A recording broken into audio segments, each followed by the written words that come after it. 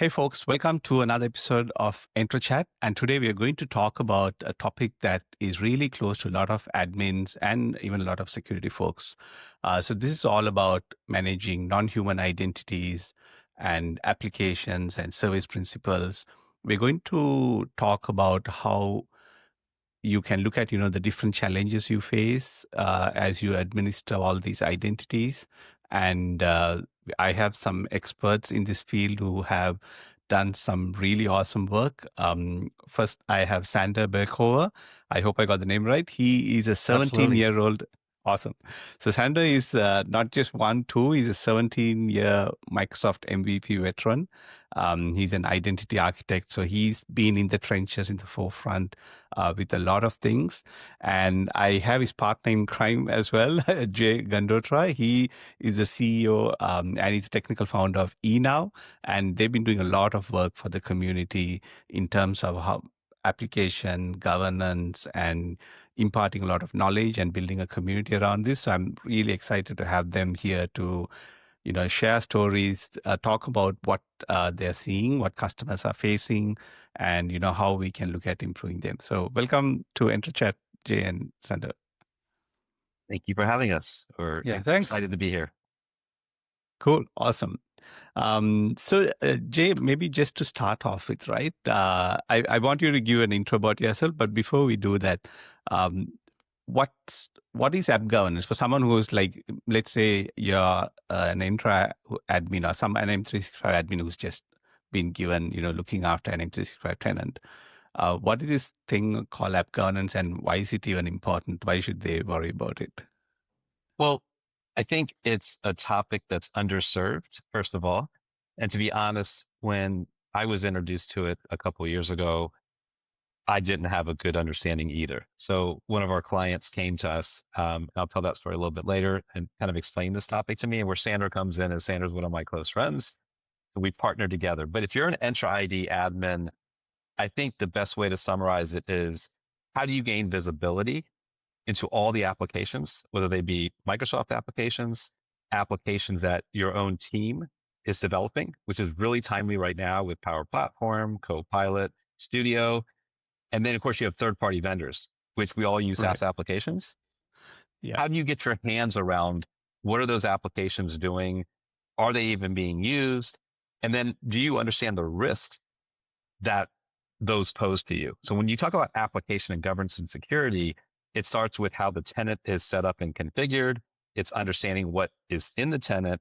And then the really tricky part is working with your management to get policies created.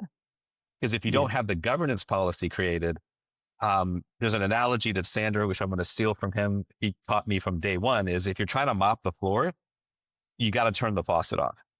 So I think when you talk about application governance and security, it starts with understanding what you have and then working with management to put a policy in. So this is a topic that I've become, definitely wouldn't say expert level, but I've become more passionate about, because as Sander and I partnered on this, and we've been educating people. I've now realized this is a big, big problem.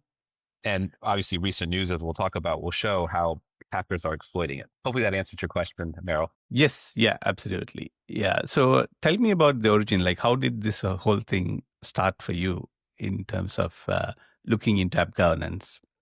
Well, I'll give you a real quick synopsis of like just where I Yeah. came from. So Yeah. my brother worked with Bill Gates early on, and he came to me when I was much, much younger and definitely didn't have this gray hair, and made a bet about me passing some MCSE test. And this is like 1994.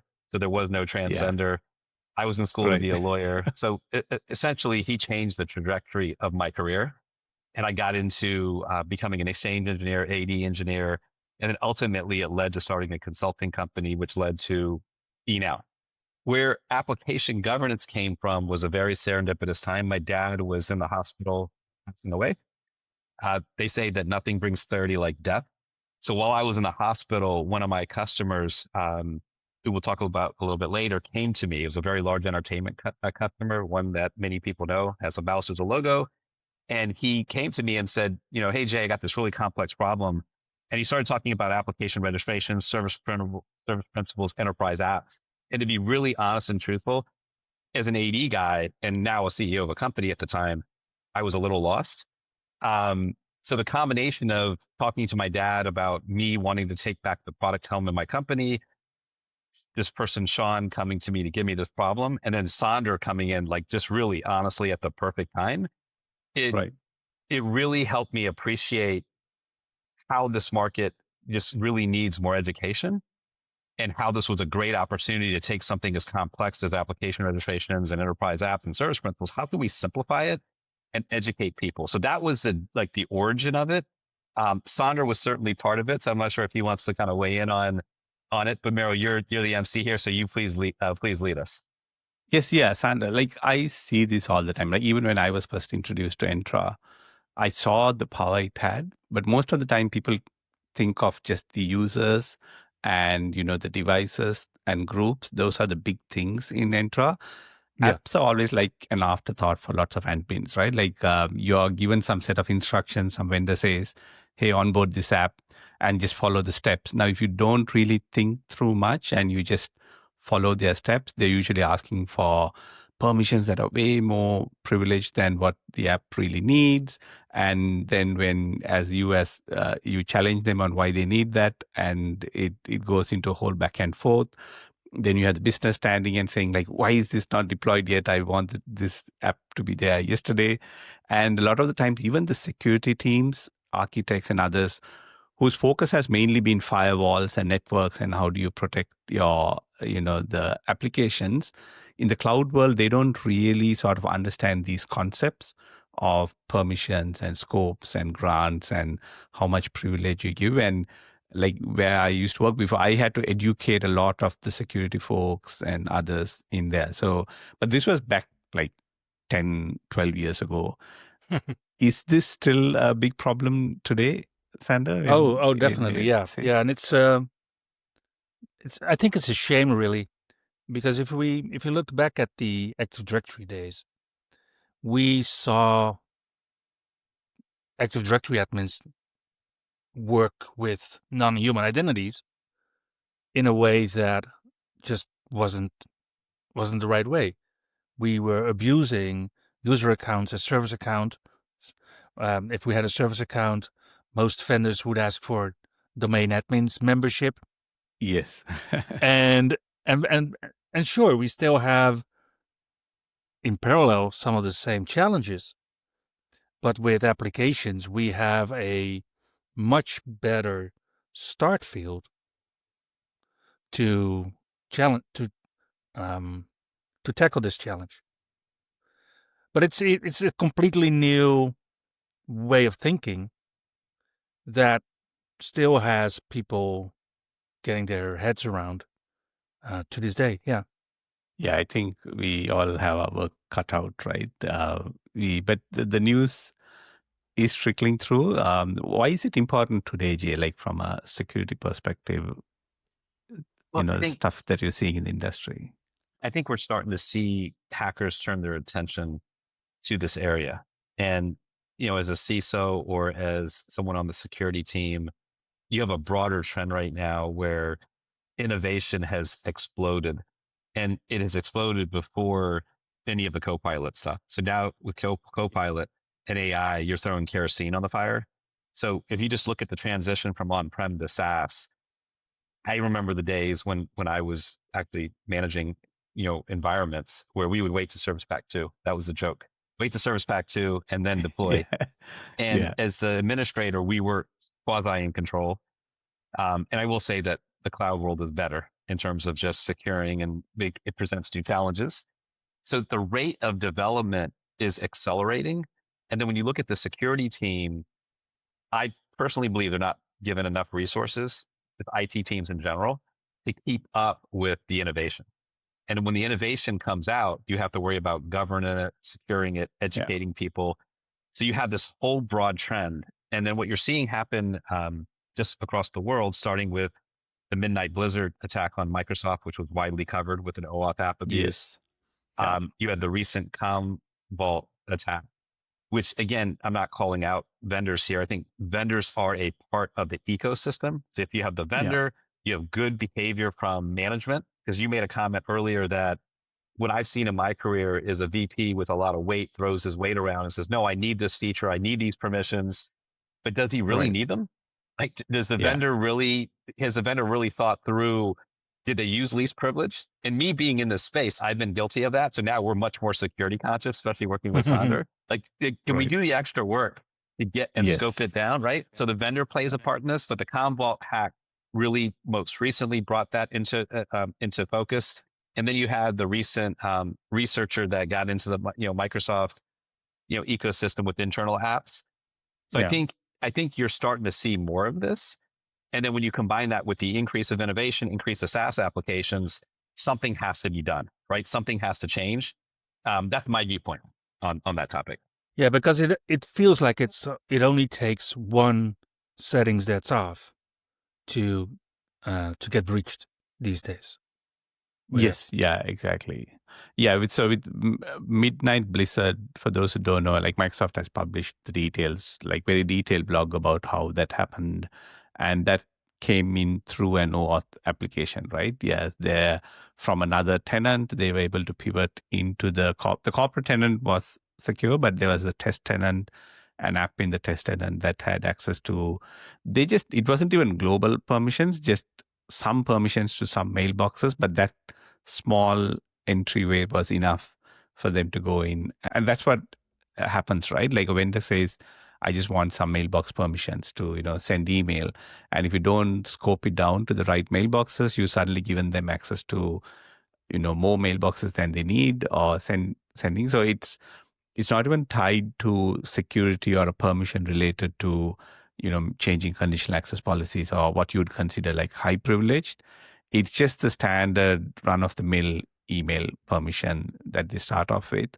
But if you don't do it correctly and scope it down, then that just opens up your tenant for a lot more, access from the attack vectors. Yeah, and we've seen vendors adopt the app-based model to access mailboxes because, of course, POP3 and IMAP4 and now SMTP no longer work with Exchange Online, and you have to go the app route. And the example with apps for mailboxes is I think is a pretty good one, because if you look at API permissions, that's what we give these enterprise apps, these service principals. API permissions are broad. Yes. They're based on every item that is in that category.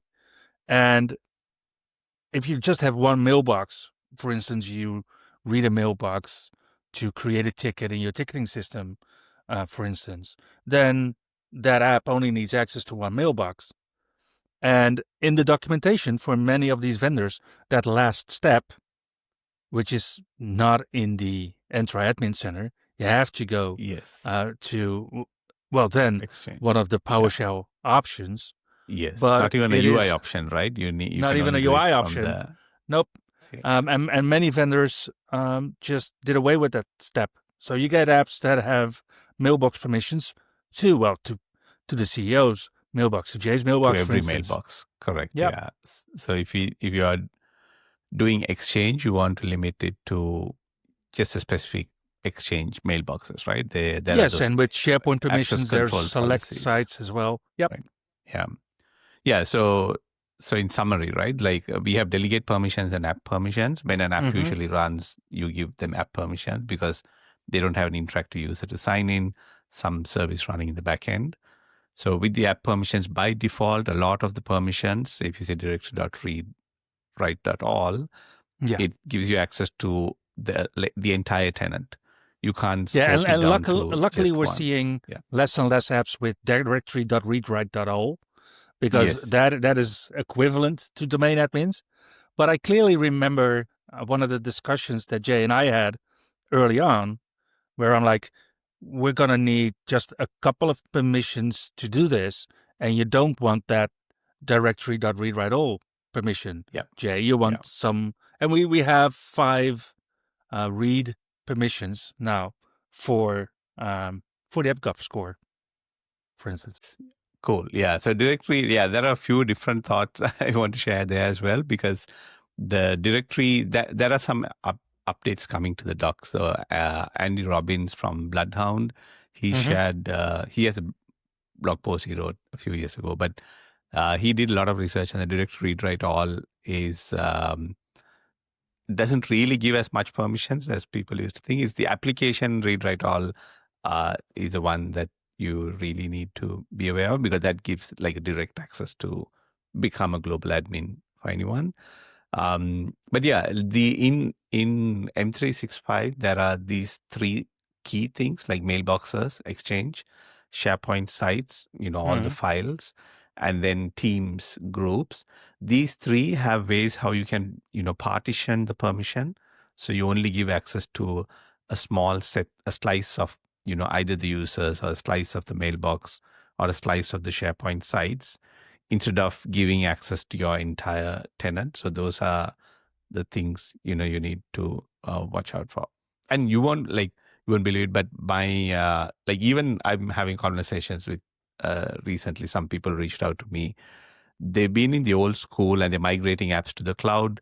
They had these service principals.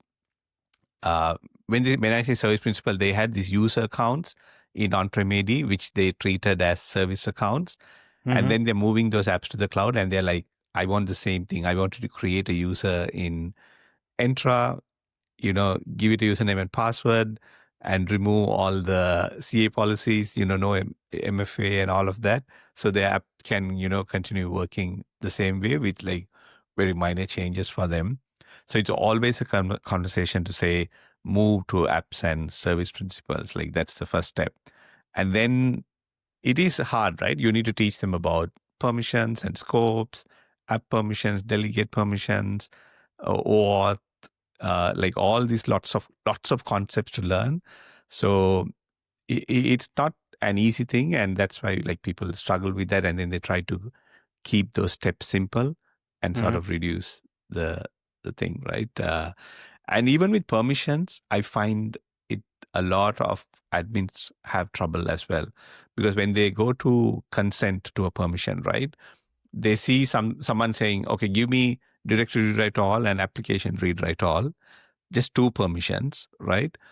They see that one app, then they see another app which goes least privilege and asks for like 10 very least privilege permissions. So they compare these two, and they're like, okay, this looks more scary because it has like 10, the screen is really long with 10, 15 permissions. This one is only two, so I'll just give these two, right? So like when you tell them, be careful about this consent dialogue, they go like, okay, this is less, so I'll give them this. And that's another hard thing for admins to learn about and understand, because it's not very intuitive when you're just looking at the consent dialogue, right? But I think that underscores that A, there's education needed. B, the vendors have to start also stepping up and communicating and changing their practice, which, you don't want to hold your breath for that, because vendors are out there, not all vendors, but vendors have a goal. They're trying to make money. So as the person that's responsible, as the Entra ID admin or engineer, identity engineer, their management has to give them the time, right, to go learn and keep continuing education to understand these concepts, because it is a big jump in learning curve. It was for me, but once you get it, you get it, but you can't get it without actually taking the time. It's and lots of admins have been thrown into this. Not like that they got there to do this work. They're just an M365 admin who was looking after Exchange, and like suddenly they've been asked, hey, look after this. You are looking after Entra now, and it's just an added job for them on top of everything else that they're doing. So yes, congratulations, dear Entra admin. You now have hundreds of apps that you even didn't know you had. Yep. Yes. And yeah, let's go clean them up. Yeah, it's exactly. And it's interesting because there's a couple of solutions, of course, to clean up applications and to look at permissions and things like that, but it requires the recommended permissions and the recommended practices that we've been talking about for decades. We've seen organizations clean up applications and clean up application permissions because reporting said they're not used. but it's not a great idea to remove the permissions for your backup applications that you might eventually need to restore, but you remove them because you never do restore tests. You never saw Right. those permissions in actions, and it's that common knowledge and common practices that come into play there too. Absolutely. We try to say what's an inactive app, but there are lots of factors that might exclude some apps from being, that inactive. Yeah, So and we Good. say, and of course we care about the environment, so that's all about the polar bears. When Jay and I Yes. talk about inactive apps and cleaning them up, we say it's about the giraffes, right, Jay? What happened with the giraffe? So Luckily, no giraffes were killed during this no giraffes story. were harmed Luckily, in this Right. story. So the entertainment company that came to us with the problem, it speaks to exactly what we were just talking about. So they tried to tackle this on their own. They tried to find out who was using a highly privileged app.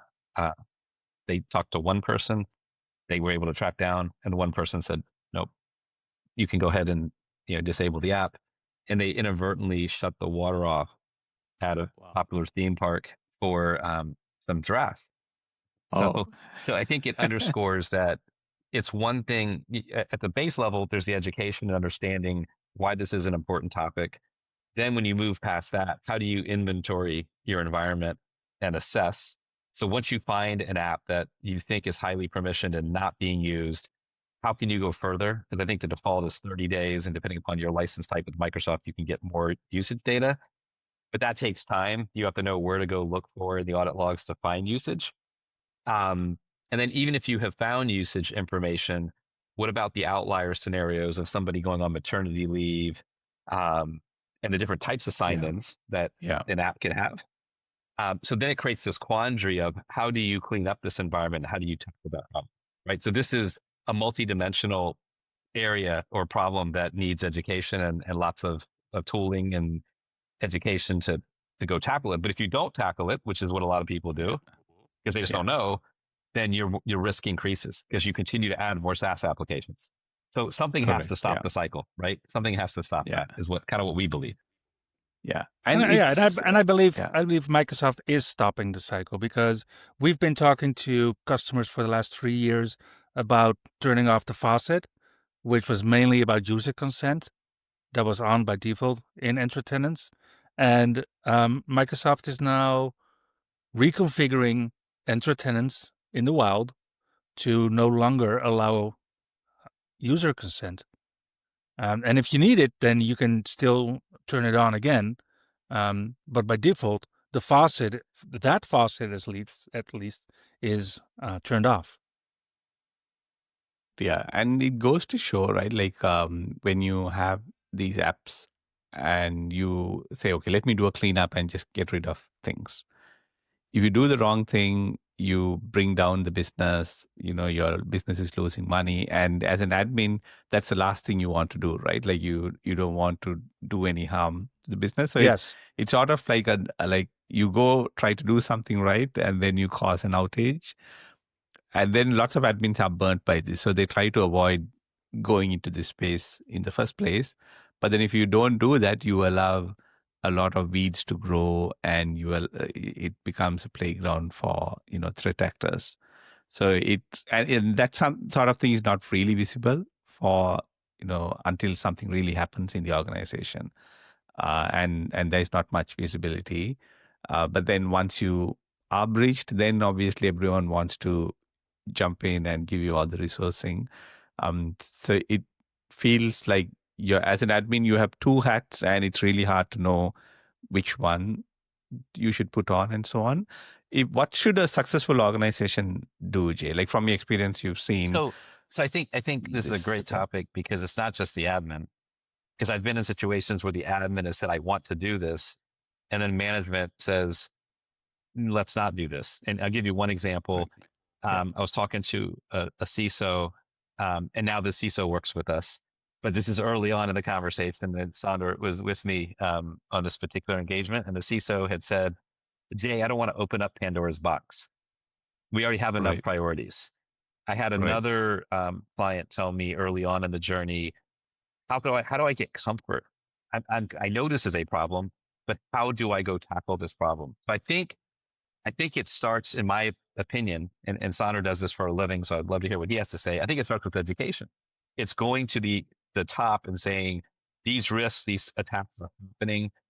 Can we invest some time to look and quantify the problem? And then once you quantify the problem, you then start understanding, as part of quantifying the problem, is, do we have a governance policy?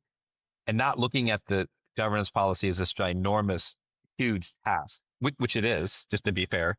But can we eat the elephant one bite at a time? Can we start with the consent policy? And the fact that you guys are changing, that's great. I still fear there's going to be some organizations that don't want that, because then it creates, what's the permission procedure? How are we going to handle this? It's more work. It Correct. just, I've heard these conversations. So I think there's an education, there's a discovery, and then partnering with, there's the MVP community, there's consultants that, there's money that Microsoft provides when you buy their licenses. You got to decide you want to tackle it. There's people. And I think once you decide you're going to do something, whether it's our tool, Microsoft's, Defender for Cloud App, there's so many tools, you have to start getting buy-in from the top. That's just my perspective. Sandra, I mean, you do this. What have you seen? Well, I think we've shifted our discussions with many of our customers too to describing application governance as a hot potato, and it's an awkward discussion, at least for me, to have with organizations if you don't have an automated solution, because it's like discussing Christmas with the turkey. Dear Entra admin, you have a problem. Okay. Well, what's my problem? Well, here's a free tool or a free PowerShell script. It shows you the size of the problem. Okay, now what do I do with it? Now you fix it. Okay, but I don't have the hours in a week to do so. Or I don't have the mandate, or I don't have the permissions, or I don't have... And nobody does. Nobody has in an organization. And now all of a sudden, here we are, Jay and me, going to an organization and say, hey, you have more work. Yeah, it's not gonna fly in every organization, and that's why I see a lot of really good solutions out there, and Meister is definitely one of them. But it's a solution that will tell you that you have a problem, but it will not tell you how to fix the problem in the organization, which is something that needs to happen before I think you can solve it within technology. Exactly. It's a people component. You have to have the buy-in. Yeah, there's right? there's a big part. It's not just a tech problem. The bigger part of this is getting the buy-in, and for people to know this is a problem when there are lots of other priorities, even like you're mentioning that CISO who said, I know this is a can of worms, but like, I don't want to open that now because once you get that, then he needs to make sure that's covered off, right? But it's a never-ending thing, because any living company is always going to get more apps as it moves forward, and we are not even talking about agent. Like, the same conversation is before agents and all of that coming in, right? So Entra has users, groups, devices, but I did this one episode of the podcast where Tarek, we walked through the history of Entra. And if you see that, apps were there like right from day one. Like, Entra was the app thing came first, even before groups. They didn't even have groups. They had apps and users. when they had apps there was and they had app users management. to... There was app Correct. management in the Entra's GUI before there was user management. Yeah, absolutely. Correct. Yes. Before. And Sandra, you've seen that history play out. Like, I'm new to Entra. I've had many discussions with Tarek and Mark. Yep, back in the days. Nice. Good discussions. Yeah. So, and that's the thing, right? Like, they've been there all the way through. It's not a new thing. It's been there from the birth of Azure AD and Entra. But the whole governance and permissions and things the app could do, it's now becoming apparent to lots of people, especially as, threat actors and others make use of this. They hide in the clouds with those identities. It's an area that needs a lot of education and help, both from the tech side of things as well as from the leadership and others in the CISO orgs, etc. On having a tight rein on this and life Yes. cycle and governance of Yes, apps. and I see that change within Microsoft too, because applications in Entra were mostly geared towards adoption, mostly geared towards get every single app you have behind single sign-on, behind multi-factor authentication and like that. And right now it's shifting towards a more balanced strategy where if you need an app, you can add it. If you don't need an app, you'll probably not misconfigure it and stay more secure. And that's a world. I think the world has changed within Microsoft. If you just look at, for instance, Wunderlist, I think that's a great example of that. Microsoft bought Wunderlist, a to-do app, and as far as I know, it's the only time where Microsoft injected an app into every then Azure AD tenant. Here's an app for you. It's called Wunderlist.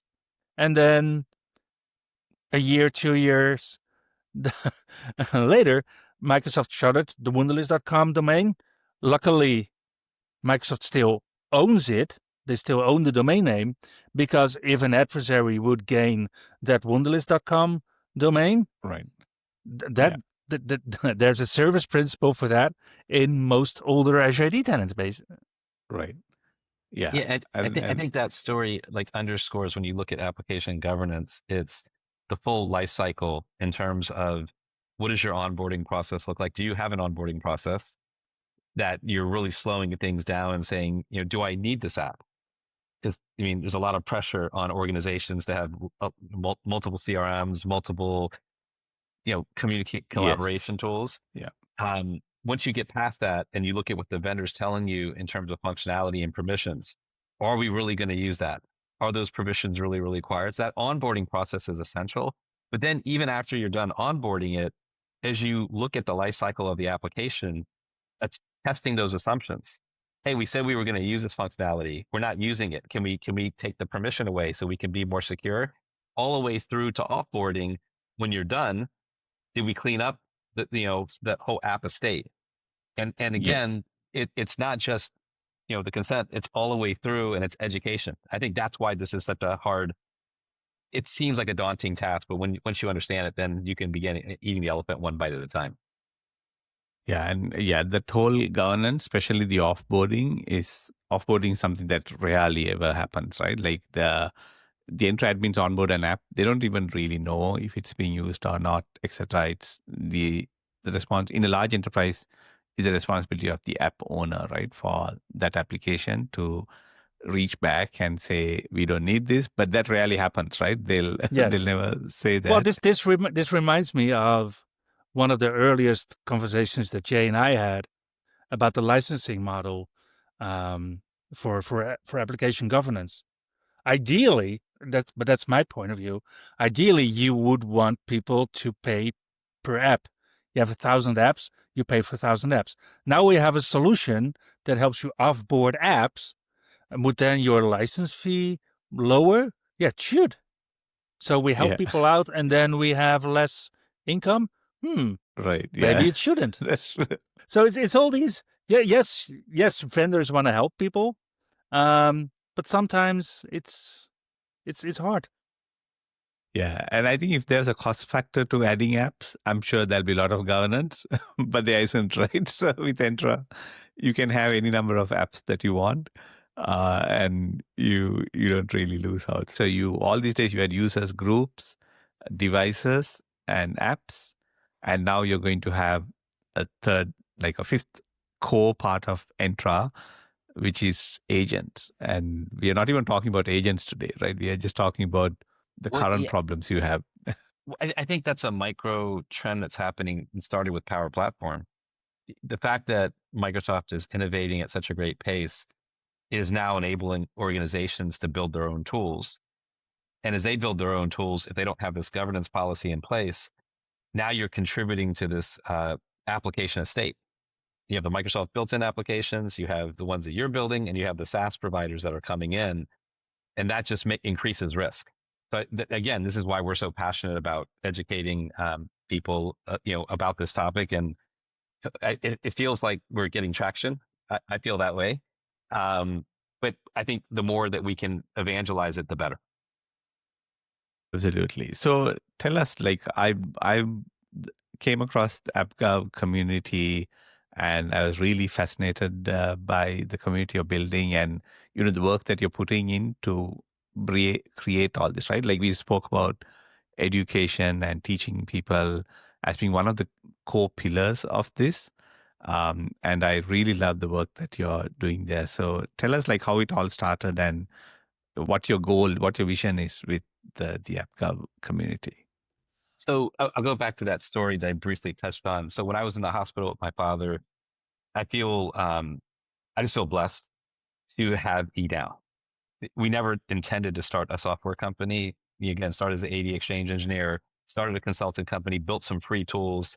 And as those tools started getting more usage, I had to make a decision of really bringing on real help because I didn't know how to really code. I knew I was a hack, but enterprise software, as you know, and as I've learned in all this gray hair, is not easy to do it correctly.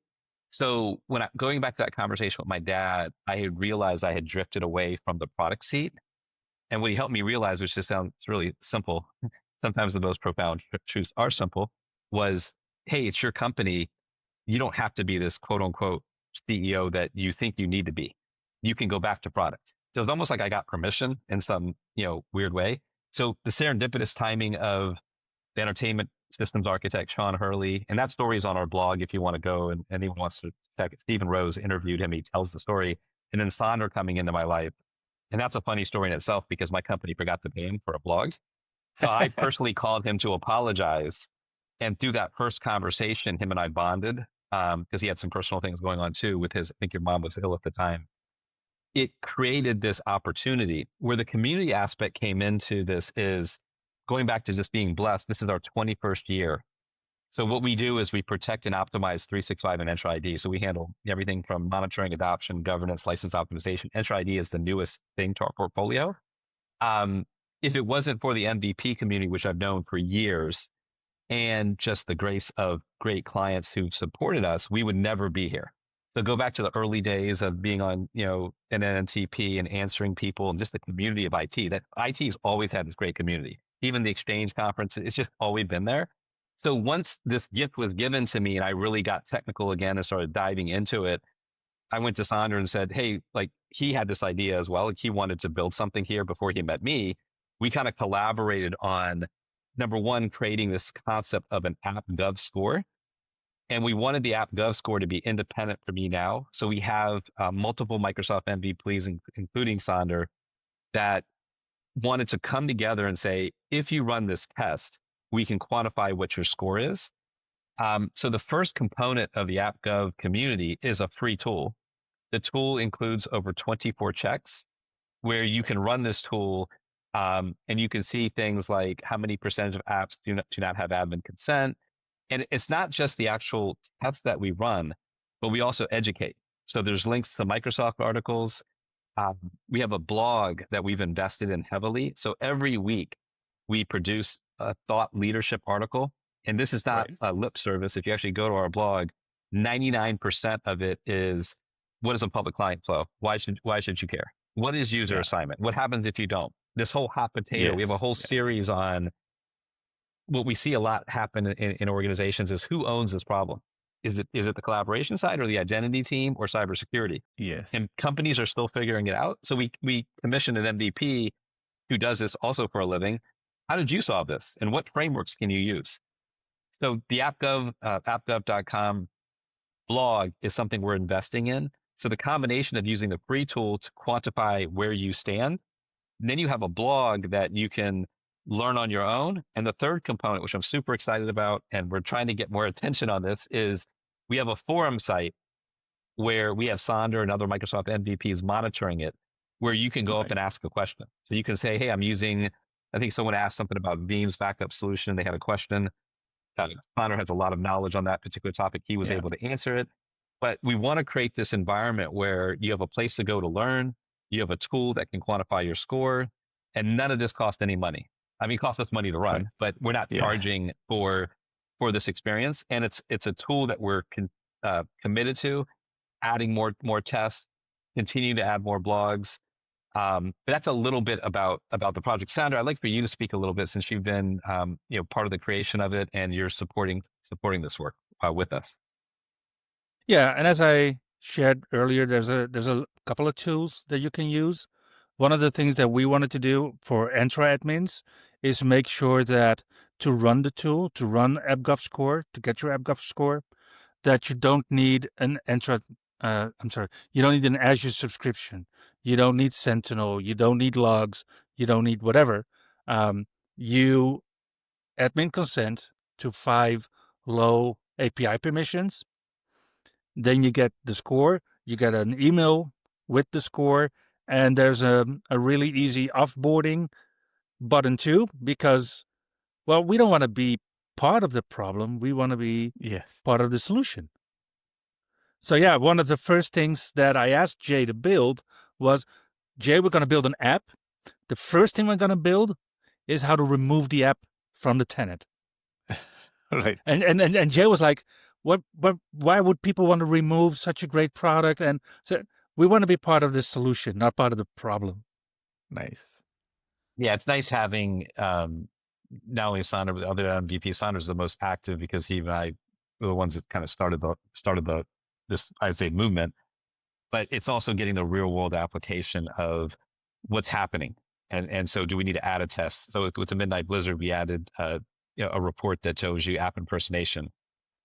So the idea behind this is not only can you run the tool to get the score, we just announced that you get a free 7-day trial to where you actually can get the answers to see what are those apps. And then you can use our blog, and we're going to be having PowerShell scripts put up there. Again, you don't have to use our tool. We believe that if you just educate people, there's enough customers to go around. But if you do have questions, for those that are listening in your audience, if they have questions about this topic, please use the forum. Ask us, talk to us about what types of blogs you want to see. Definitely try the free tool. It's super lightweight. And it gives you something you go to management and say, look at our score. We need to have a conversation, right? And if that's all we do and we start the conversation, I feel like we're starting to chip away at the problem. Yeah, once we can shift that conversation from, is it me or is it them, to, will this hurt my giraffes or not? I think we've come a long way. Yeah, true. The last thing I'll say, Meryl, just in terms of my overall vision for this. So what the paid edition does, because obviously this is a cloud native SaaS app running in Azure, and we all know that costs money. For our application, what we actually do is not only do we quantify the score, show you all the different use cases, and make it super easy to see, is something actually being used for a long period of time. The tool has automation. So in terms of giving somebody comfort, we built an automation engine that actually contacts the user, their manager. It can look into audit logs and find who should be the owner. And then as it contacts the user, it then, when the user says yes, you can go ahead and disable this. It goes through a notification period. So you can set this up to run over 90 days, and your environment can clean itself. But I would be remiss without saying, if you don't have the application governance policy in place, the problem will come back until the consent settings are rolled out. So what we do is, when we are talking about our, someone wants to purchase the tool, we include professional service hours in there, so that someone like Sandra or someone from our team can educate the management. We've been on the phone with CISOs. We effectively did that with that one CISO. He's now a fan. He's seen that we've been able to move the needle. So I think the vision for the tool is solving the problem. And then coming out in this fall, we're going to actually have the automated onboarding integrated with ServiceNow. And then we're going to be tackling offboarding. So our goal is to go full lifecycle and then move on to other identity problems. So I think we're starting the conversation, and then you can pick which tool's right for you. And again, no obligation to try the free tools. I mean, I'm being genuine when I say we delivered a lot of value in that. And by partnering with the Microsoft MVP community to write the blogs and have the forum site, I really feel like we're getting back. Again, I wouldn't have this company if it wasn't for the community. And it was something that was really near and dear to my heart. Yeah, Thanks. I think education is really important, and that's why I wanted to have you on the podcast today as well, because there is not enough. There's always more we can do to educate the community on all of the app related things. And one thing you mentioned is following up with people. Like, that's a lot of the effort. When I used to be an Entra admin, you get a list of these all the apps, and then now you need to chase every app owner, email them. They've moved on, the mailbox returned, so you need to find who else who has taken over the ownership. And in a large org, when you have even 20,000 users, and I managed like 80,000 user org, you don't really know, and this happens over time.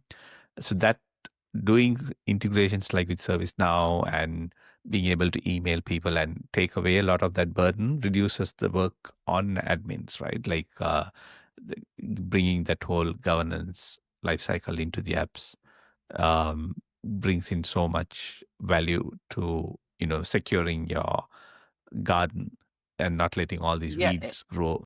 And if you think about where we're moving toward with Copilot and AI, everything is about producing outcomes. The original name of my company was called Efficacy Now, which we're bringing back because it's about producing outcomes. But that theme carries over to so that's onboarding. What E stands for with E now.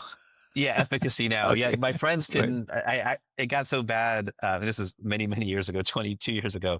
I put the definition back on the business card, and now I want to bring it back because I really believe admins, identity engineers, whatever you want to call it, have too much work on their plate. So as a vendor, this world of analytics and monitoring and reporting is kind of old. Now it's like, please tell me what I need to be concerned about and help me solve it.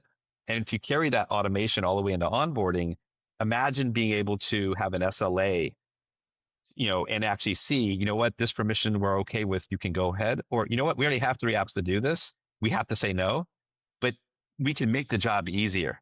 And I think the job of the identity engineer is really, really difficult. And just coming from my own history of managing, being messaging director, that stress is real. So our goal is to A, educate, B, make it easier. And it's fun. It's part of the coolest part about this story for me personally is getting my mojo back and getting my hand into something technical. And just obviously the relationship I built with Sander and the friendship that we built and other MVPs that are part of this project. It's more than just, this is not dollars and cents. It's about how can we really make a difference and start educating people to secure their environments and make their job easier. Thank you so much, Jay and Sander, for coming on Entra.Chat and really sharing, all the customer stories and, the advice you have and things you're seeing in the industry. And that, I feel like, raising this knowledge and this awareness will definitely go a long way. And for all of our audience, check out the AppGov community. Remember, you can use it as a resource if you have issues, right? You have an app to onboard and you really don't understand the permissions or how it can be improved. You have access to so many great MVPs who will be able to share their knowledge and wisdom and help you out. And Meryl, thank you for inviting Sander and I on this. And Sander, as always, thank you for the partnership and friendship. He's been a big, huge driver behind what we do. Awesome. Yeah. Thanks so much. much. Thank you, everybody.